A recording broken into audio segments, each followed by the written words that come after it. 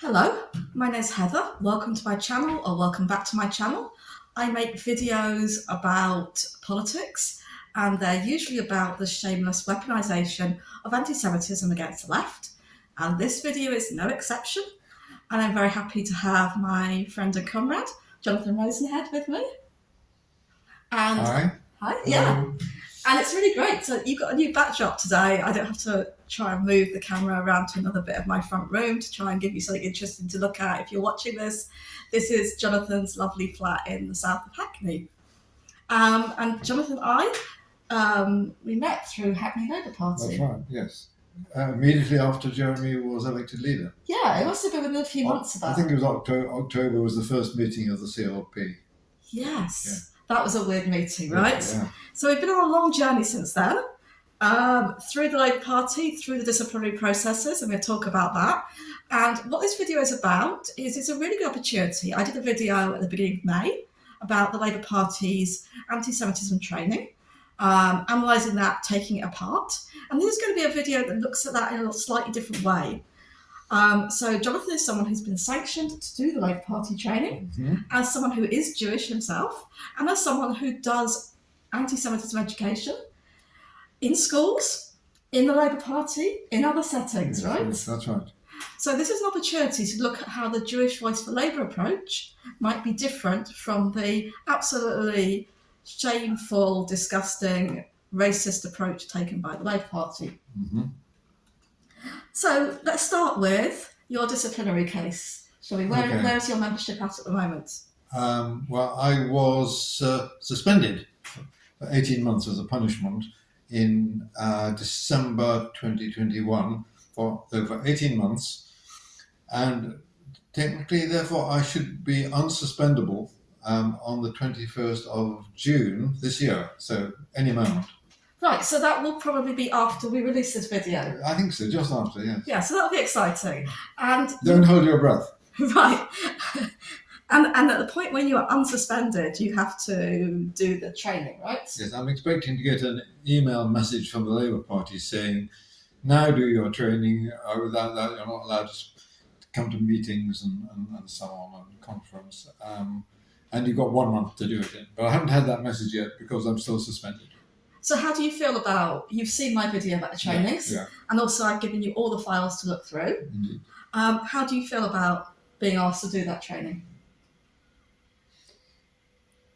It's no way, basically. Okay. No, it's an insult, and I could sit through it and give them all the answers they want and get back in the Labour Party. But is this a Labour Party? I really want to be in it enough to tell lies to them about, how good their training is and how I'm a good boy. It doesn't feel good. Yeah. So talk about that response, because a lot of people are making a different response. A lot of people are just doing the training. So talk about the thought process which has made you say, no, this is too much. Well, there's a particular reason for many people who are Jewish. Not all Jews are the same. That would be an anti-Semitic thing to say. But many Jewish people have built into them as sort of sensitive detectors, perhaps oversensitive detectors about anti-Semitism. They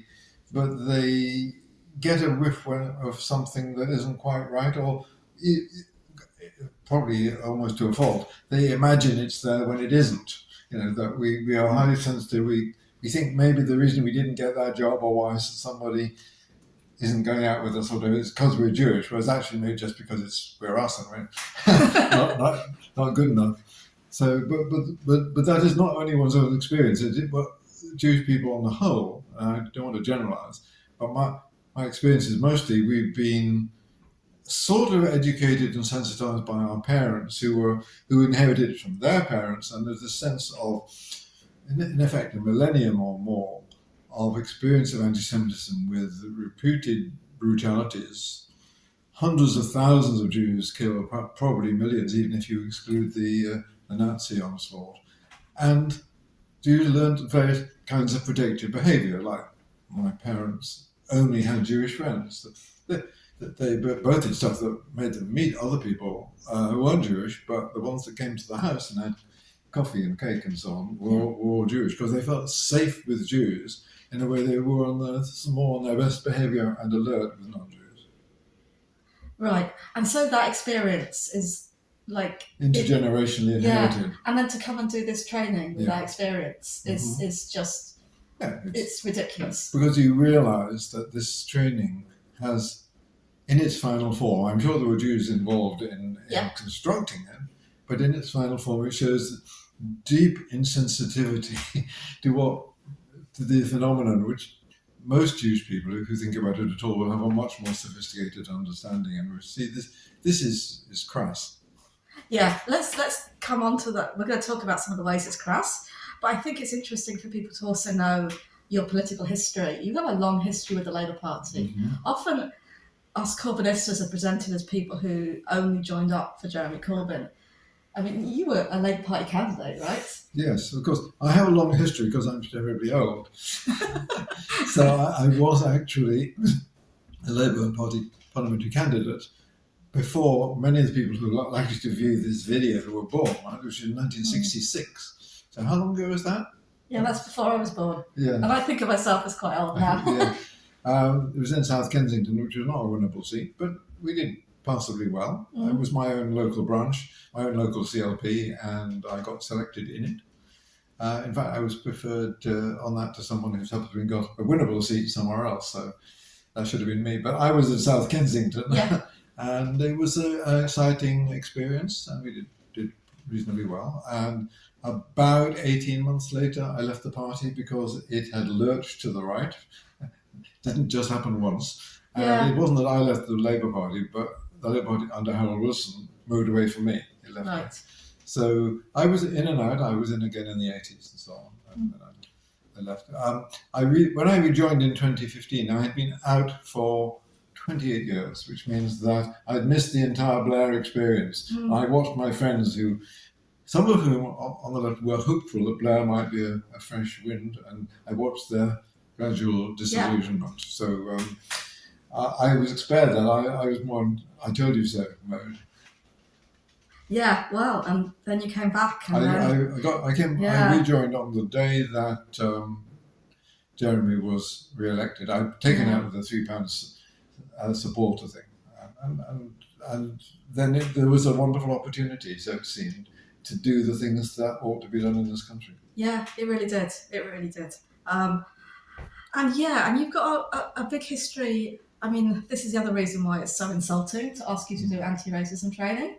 I mean, as it is, we see with Jeremy the accusations against him, because both of you were protesting apartheid when the people who are condemning both of you were nowhere, right? We're probably supported calling Mandela a terrorist. I got arrested for anti-apartheid demonstrations in 1972. Not as dramatically as Jeremy, and not looking anything like as glamorous, but there are photographs of me in the Black Mariah. So this was a part of the sporting boycott trying to impede a whites-only. It was the English rugby team, so they were white at the time, going to play an all-white South African team after apartheid was getting less and less acceptable. So I was briefly actually on the executive of the anti-apartheid movement. So I think of myself as an anti-racist, which doesn't mean I say I haven't a racist bone in my body, because we all have. Yeah. But at least at the conscious level, I've been very committed to anti-racism for decades. So this brings us on to the training itself then. Okay. And what were your kind of overall, apart from it being just an abuse to ask you to do this, what were your kind of impressions of the training, and particularly how it differs from the kind of approach that you've been using in JVL, Jewish Voice for Labour? Well, it's very low-grade stuff, it's like sludge.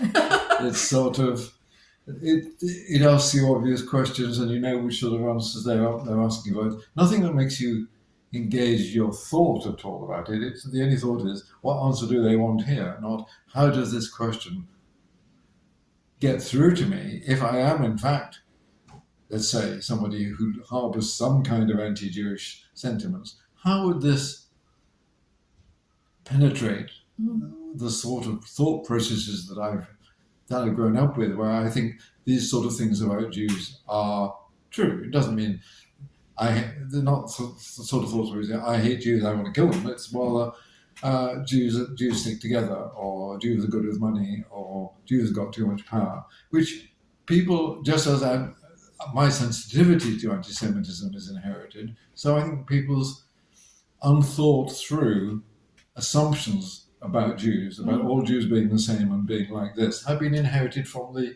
atmosphere around them. Now, this training doesn't do anything to get people to reflect on that at all. It's just trying to point them to some hoops and say, are you really going to jump through the wrong one? Yeah. Yeah, it's got multiple choice questions all the way through, hasn't it? Yeah. Where the answers are very obvious.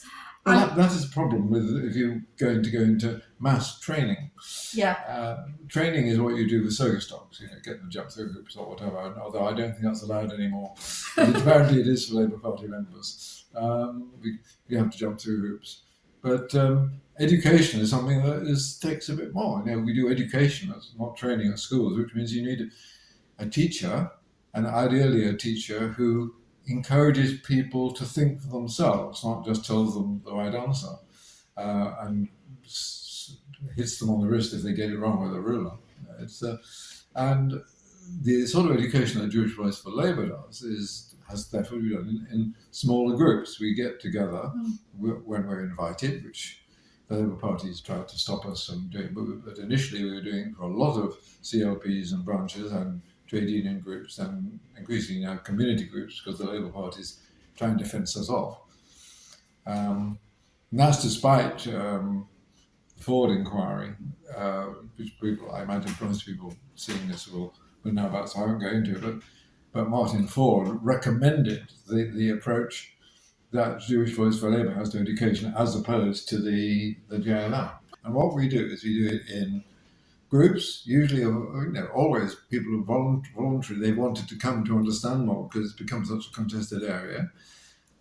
Groups can be pretty small. I remember going to Sheffield to talk to with a comrade to help educate 6 students. But on the other hand, I went to York. We don't tend to do it in pairs, and there we had 50 or 60 people crammed into a room, which is actually too many. Yeah. So ideally, 20 to 35 people there in the real world. In Zoom, it's a little bit less satisfactory, but we can do it. And we divide them into groups. We show them all kinds of information. The thing that works best is we show them a series of cartoons and ask them to discuss among themselves in small groups, like 5 or 6 people, is this cartoon anti-Semitic or not, and why?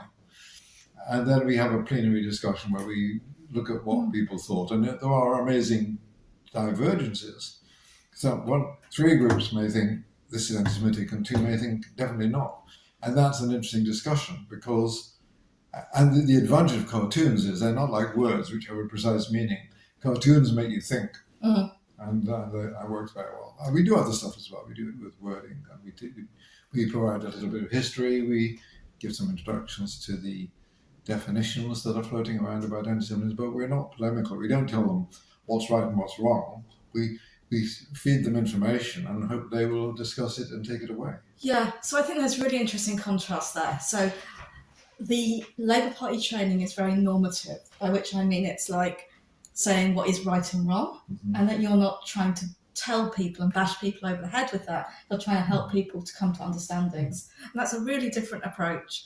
Well, we've also given certain facts, like the blood libel is something, I'm not going to go into it now, but there's a particular story from the Middle Ages about dreadful things that Jews were supposed to do, which was not so. So we give them that sort of background of history and experience. So there is a factual content to what we give, but we also use it to stimulate discussion about, well, is the blood libel relevant to this particular cartoon? Yeah. In fact, that is actually something which we see in the Labour Party training, but in a very, very simplistic way. It's like they tell you what blood libel is, the kind of stories about Jews killing children, and then they say, here's some cartoons about Israel-Palestine. This is the updated version. And it's very, very, like I say, normative. It's like just, there's only one possible interpretation. It's not open for discussion. Their cartoons are not very interesting. Yeah. Exactly. And they're also, it's a sanction. Like you're saying, the training you give is for people who want to be there. Mm-hmm. And the training that Labour Party does... We don't do training, we do education. Sorry, yeah, good, absolutely. And the training that the Labour Party offer is a punishment. Yes. And that creates a certain atmosphere in response to people. People get defensive when they're told to do something. Yeah. So I think one of the things which is a problem for the training is that it has a kind of maybe a homogenous idea about Jews. It kind of, doesn't really show, it sort of shows diversity in one way with some photos, but doesn't really, it excludes certain parts of the community. And I think it excludes our experience. When I start by saying that basically to assume that all Jews are the same, even if you're saying they're wonderful, is still an anti-Semitic statement. It's assuming that I, because I'm a Jew, share the characteristics of Heather because she's Jewish, and all the other, however many 12 million people in the world who are Jewish, are all the same in that particular respect. And there are no respects in which all Jewish people are the same. Probably not very many in which they have a tendency to similarity. You know, the sort of diversity that you find in any other group. Not only individual diversity, but of course group diversity. People come together so that we know there was 79 different versions of Protestants. And there was similarly, if you just look at the religious side, and Jews are not defined just by religion, but if you look at the religious side, there's similar factionalism, all these different people with different ideas of what God intended and how to celebrate him or her. So there's all the diversity that you'd expect. Jews have changed sociologically over the period since they, take the last 100 years, from the time when my grandparents arrived. The majority of Jews were penniless or very poor immigrants. It was a major element of the Jewish population in Britain was working class. There were Jewish trade unions, for example, strong ones among the Jewish Bakers Union and so on, and tailoring.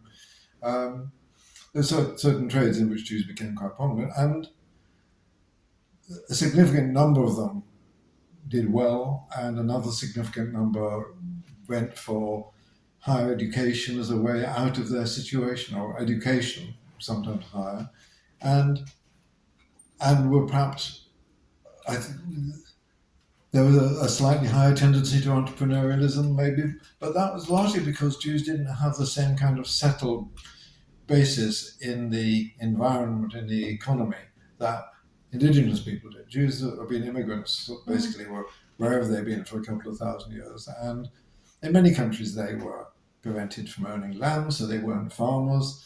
They were often expelled from Britain in the 13th century, didn't get back for 200 or 300 years, and several other countries had expulsions. So I was interested because some of the things that you said just then are in the training. So, for example, they talk about Jews being expelled from England, 1290, being let back under Cromwell.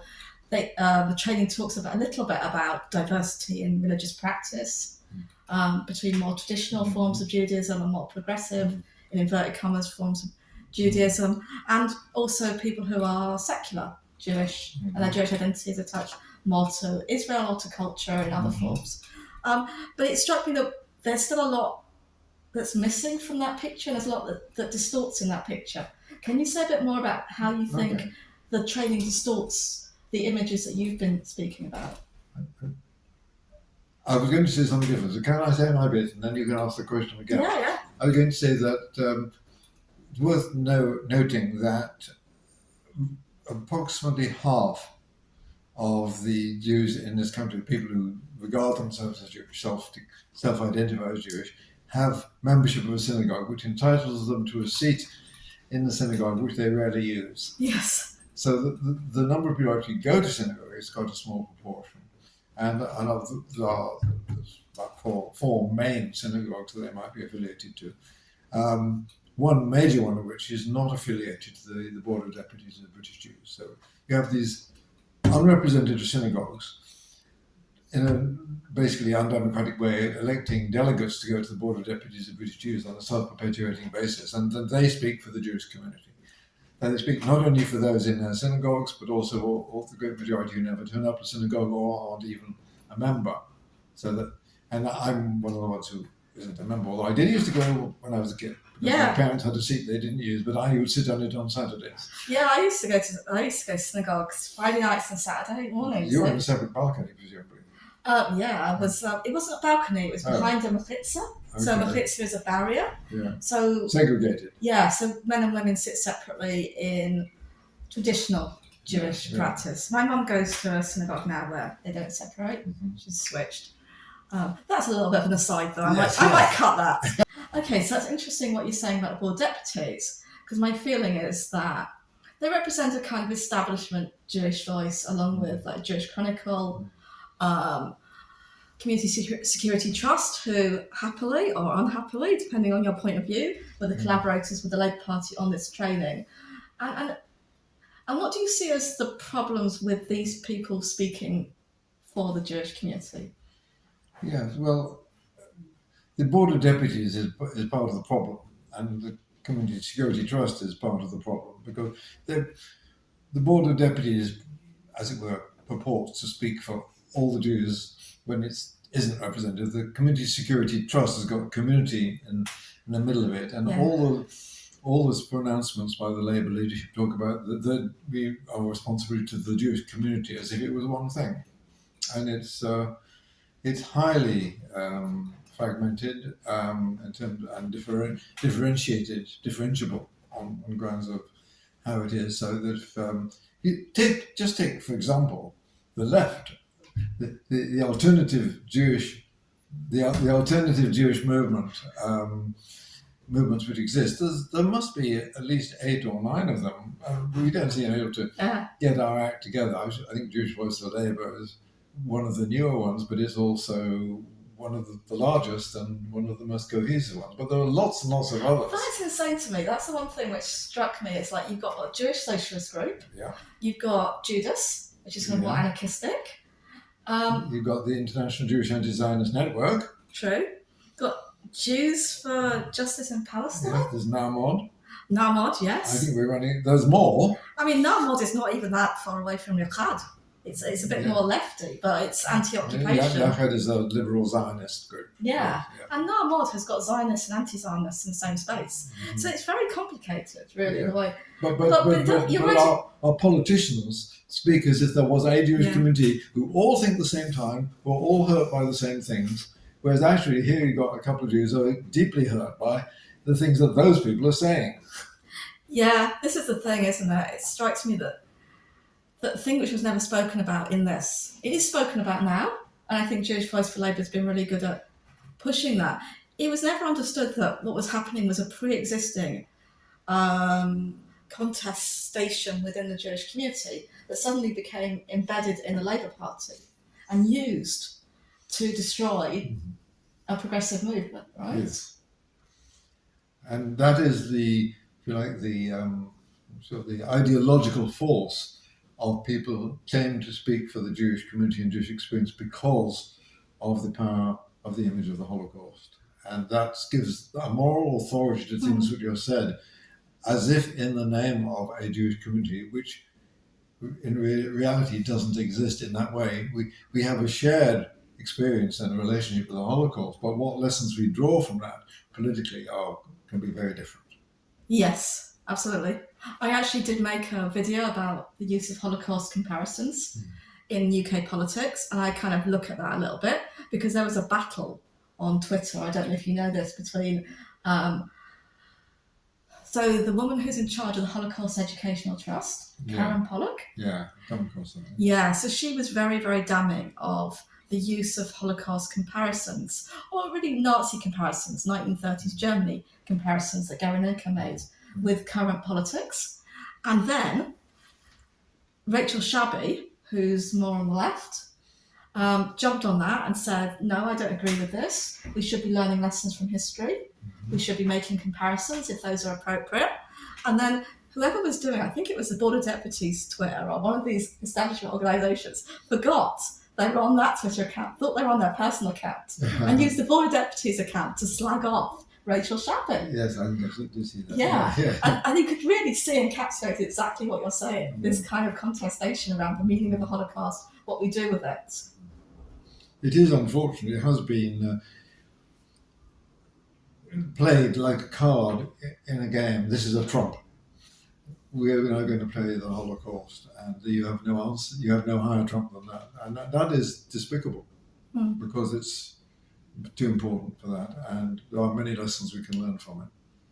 Indeed. And I think it would be good also to talk a little bit about Israel-Palestine. And again, the training has a very reductive approach to that. Remind me. So it says that Israel-Palestine issue is a kind of conflict. You might be on one side of it, you might be on the other side of it, and you have to be just really careful of what you say. You can say free Palestine, but not if you're close to a synagogue, for example. That's pretty much my summary of the training. Yes. Yeah. And I think that's, again, it really simplifies Jewish people's relationships to Israel-Palestine. I read your appeal to the Labour Party, which you made public, which I'll put a link to in the description below this video, because it's really eloquent. And you talk in that really movingly about moving from a Zionist position when you were younger to being anti-Zionist. Yeah. Can you talk a bit about that? Okay. So, going back, all my grandparents were born in an area whose boundaries were shifting, but was probably Lithuania, might have been Poland, possibly Ukraine, somewhere around there. They all came individually to Leeds, where I guess they all had some kind of connection. There was a significant Jewish community. I know that my paternal grandfather came to visit somebody of the same name, which that wasn't Rosenhead then, it was Rosenkopf. But they all changed it because so to appear more English. Didn't work.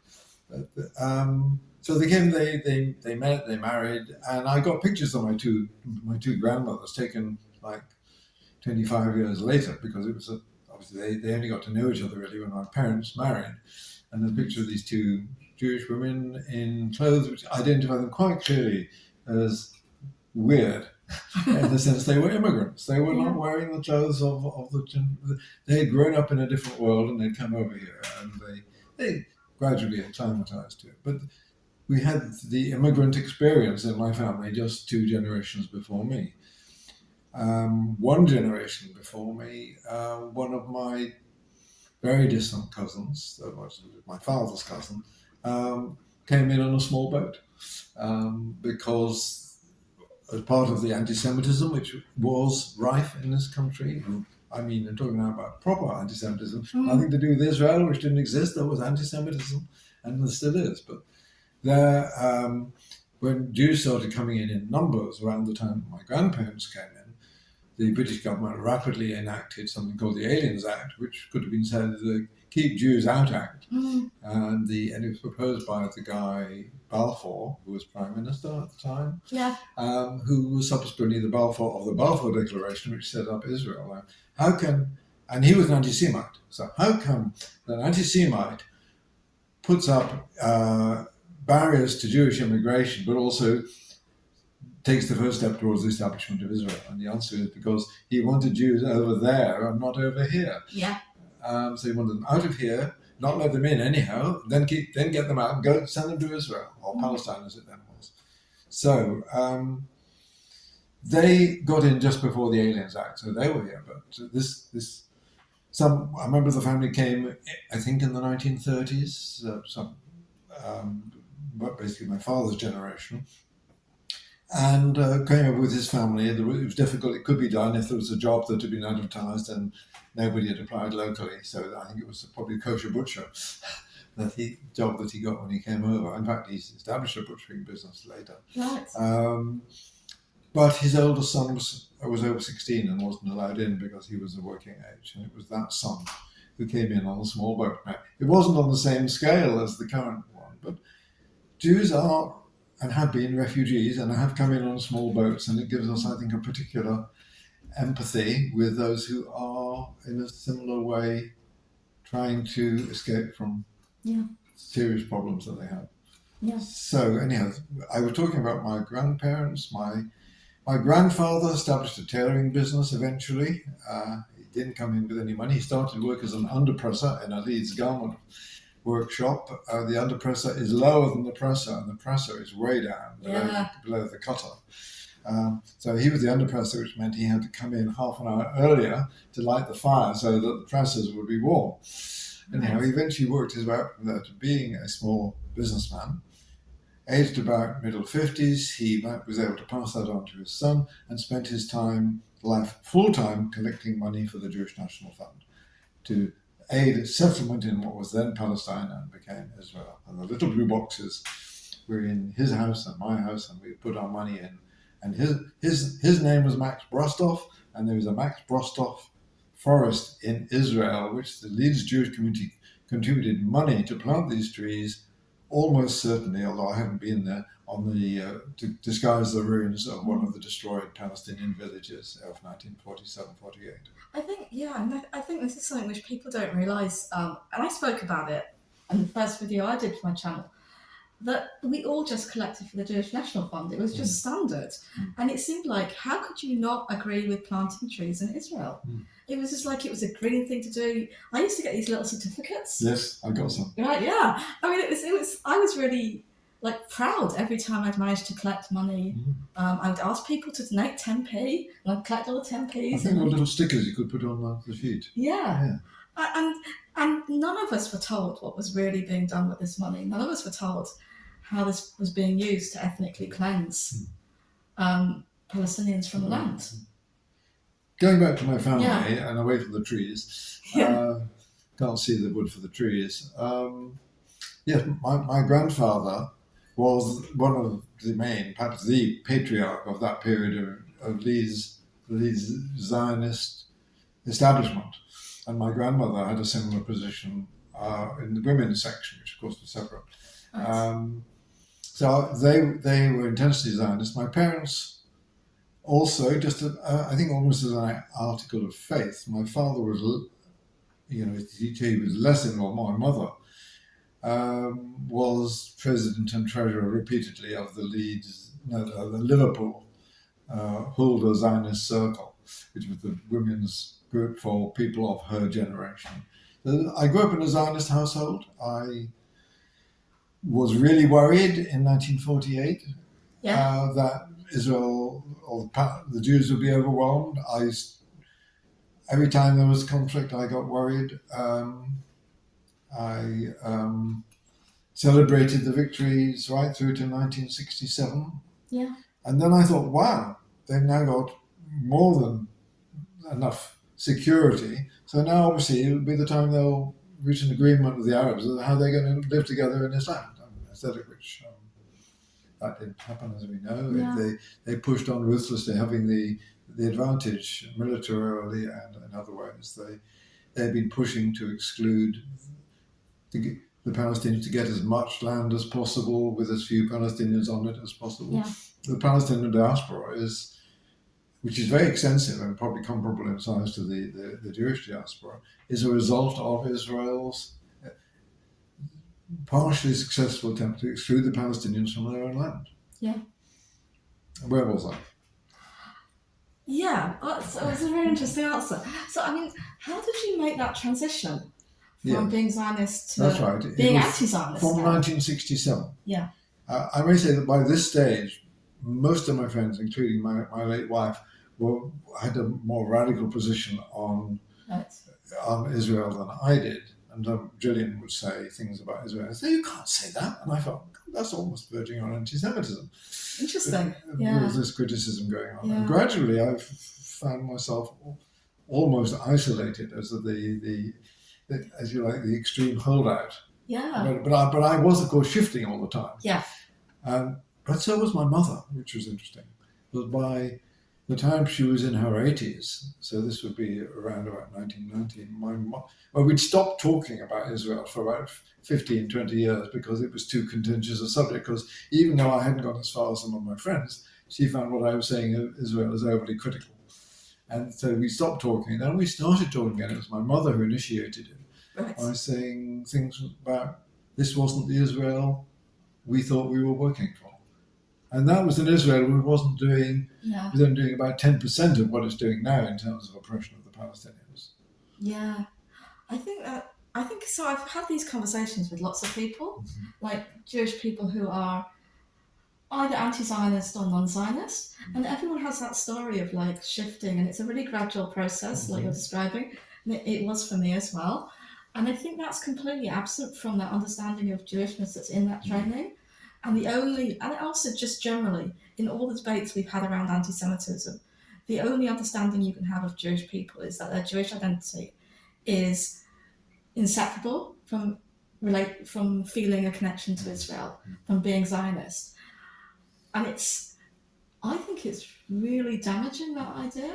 It's really damaging because of what's being done by Israel, really. Well, I think Jewish identity is worth talking about a bit, because if you look at it in terms of the three generations that I'm aware of, at the beginning Jewish identity was not really questionable. It was united by a common language, Yiddish, by common culture, including food, common religion, and all, these things were not really separate. They were all part of the whole mix of being Jewish. Now, with a much lesser degree of hostility in the general community, the absence of those many laws that used to exist which restricted Jews from doing all kinds of things, the common language of the rest of the people in the country, those reasons for solidarity have been declining. And with it, the Jews have also experienced the movement away from organized religion, which is true of other religions in this country and other countries too.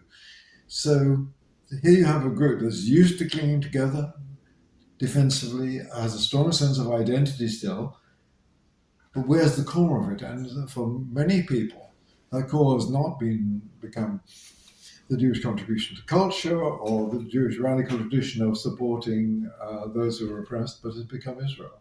So it is a badge of identity, is unfortunately attached to a very unpleasant country. Yeah, and it strikes me as well that there's a new badge of identity, which is opposing anti-Semitism. Just like in a sense, my Jewish identity is stronger than it was in 2015. And mine. Yeah. Weird, right? Yes, very strange. They forced me into it. Yes, exactly. And that's because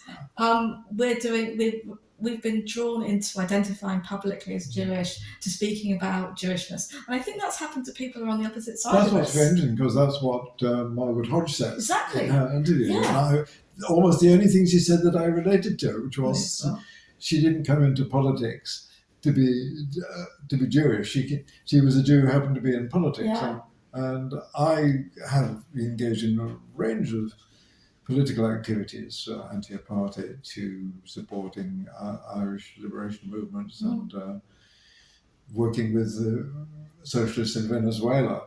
The last thing I ever thought about being in politics was being Jewish. Yeah, it's been pushed onto me. It's so weird, so fucking weird. But I think that kind of weird contradictory position is kind of an interesting place to end. But I'd also like to, before we do, like to ask you, what are you going to do now? Because you were really involved in the Labour Party here. I know you were chair of your branch, and all that stuff. And that is obviously, I feel it as well, a sense of loss when that goes, and that's taken from us. What are you going to do now politically? What are you doing now politically? Of course, there has been anger and grieving. Yeah. The Labour Party has changed for my lifetime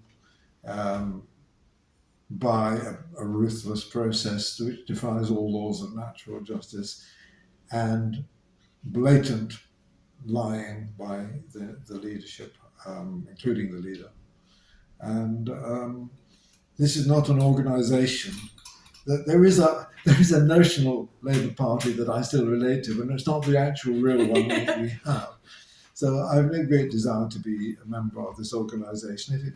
If it chooses that I shouldn't be in it because I don't do the training, and instead we publish the little video saying what we think of that training, that is an adjective, that's fine. I have lots of stuff to do. I work on Palestine. Yeah. I'm involved in Jewish Voice for Labour, which extends to more. In fact, we have a meeting coming up this next weekend, which probably will be before most people see this video, where we are thinking quite at a deep level about what our relationship is to the left and the Labour Party and making it less exclusive. Yeah. So I will continue with that sort of work, and hopefully the left will find some way of reorganizing itself effectively so that we can work together without needing the Labour Party to do it in. I hope that too. Thank you very much for a really interesting conversation. Thank I'm you. going to turn the video off now.